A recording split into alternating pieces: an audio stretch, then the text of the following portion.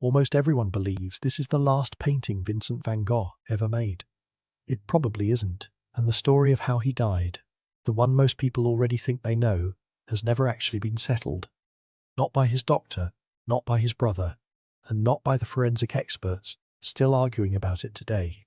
This is Wheatfield with Crows, painted by Vincent van Gogh in July 1890 in the small French village of Auvers-sur-Oise. It's now in the Van Gogh Museum in Amsterdam.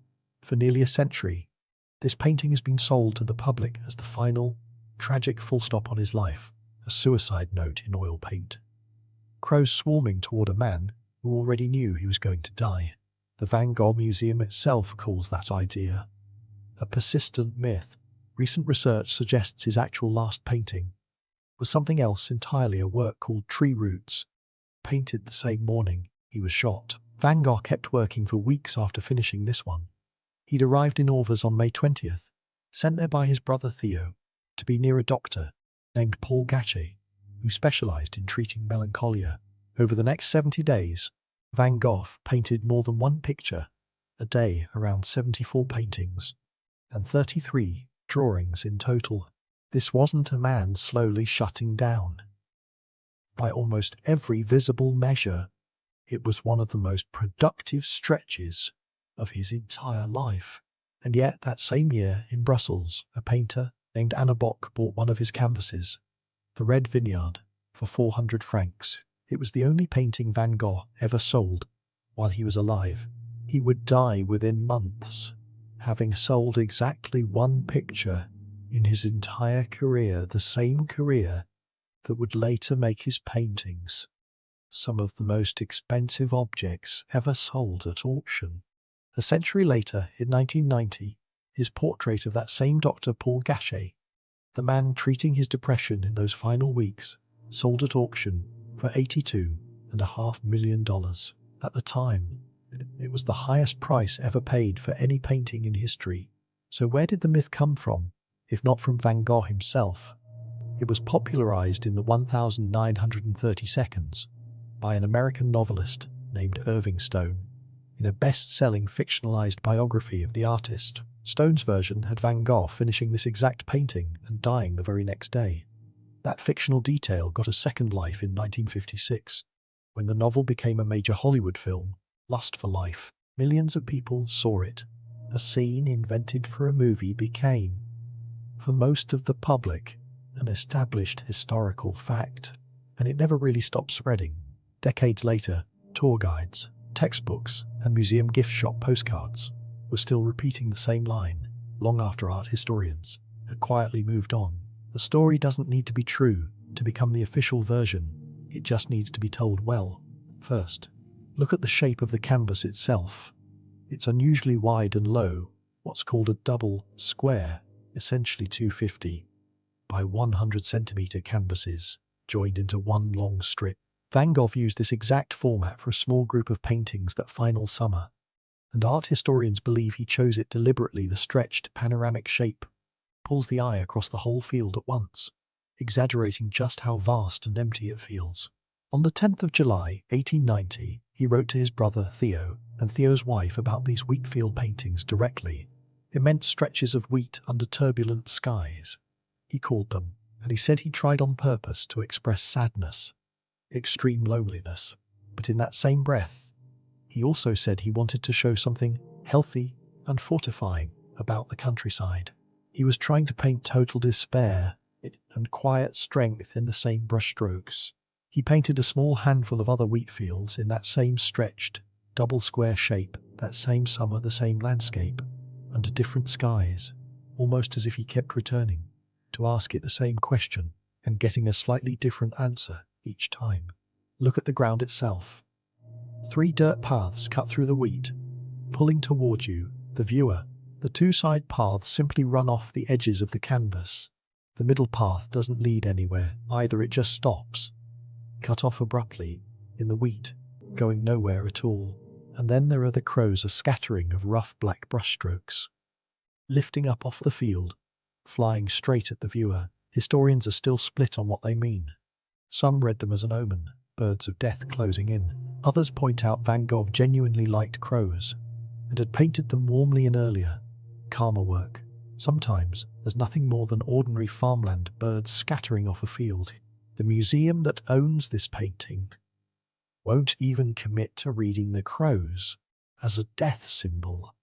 Look closely at the brushwork itself. 2. The crows aren't detailed at all.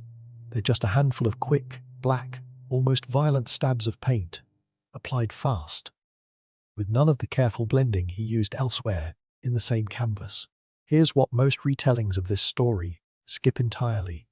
17 days after finishing this painting, Van Gogh was shot in a wheat field near this same village, and the gun that maybe did it didn't surface for another 75 years. And even now, nobody can prove it's the right one. In 1965, a farmer ploughing a field near Auvers turned up a corroded, rusted, through revolver, a small 7mm, a four-shoe. It was passed down quietly through a family who owned the local inn, the same inn where Van Gogh had been renting a room for decades, before finally going up for public auction. The Van Gogh Museum itself displayed it in a 2016 exhibition, calling it the probable weapon, while stopping short of certainty. In 2019, that same rusted gun sold in Paris for over $180,000. Nobody has ever definitively proven it's the gun that shot Van Gogh. There is no serial number, no ballistics match, nothing but location and a very old story. In 2011, two American biographers, Stephen Naife and Gregory White Smith, spent 10 years and used more than 20 researchers and translators, building an 800-page biography of Van Gogh. Buried inside it was a theory that shocked the art world, that Van Gogh didn't shoot himself at all, that a teenage summer visitor named René Secretan, who owned a pistol and was known to taunt and mock Van Gogh around the village, may have shot him possibly by accident, in some kind of struggle or prank gone wrong, and that Van Gogh, exhausted, and by that point almost welcoming death anyway, simply let people believe it was suicide, to protect a teenager from a manslaughter charge.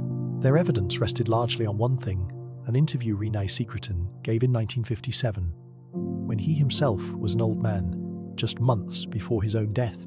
Both sides of this mystery ultimately trace back to something a dying man once said.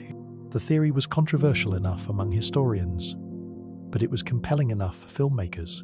Two acclaimed films, The Hand, painted animated feature, Loving Vincent, in 2017, and Julian Schnabel's At Eternity's Gate, in 2018, both leaned into some version of this same possibility on screen, introducing it to millions of people who'd never read the 800-page biography it came from. The theory got serious backup a few years later from a forensic pathologist named Dr. Vincent de Maio, the same expert who testified in the George Zimmerman trial. De Maio studied the wound description that survives: small, no exit wound, and critically, no gunpowder burns or tattooing on the skin around it.